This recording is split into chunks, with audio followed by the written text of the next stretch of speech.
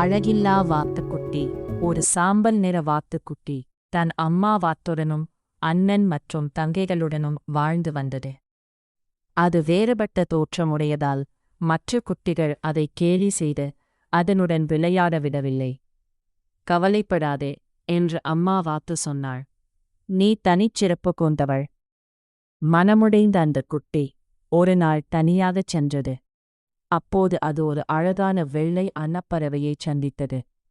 அந்த அன்னப்பறவை அன்புடன் சொன்னது, வெளிப்புற அழகை விட நல்ல மனமே உண்மையான அழகு. காலம் மெதுவாகச் சென்றது.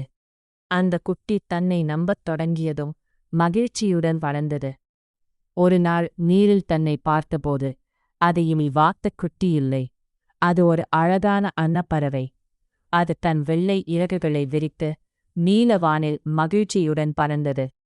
மற்றவர்களை கேலி செய்யாதே, ஒவ்வொருவரும் தங்களுக்கான நேரத்தில் வளர்ந்து பிரகாசிப்பார்கள்.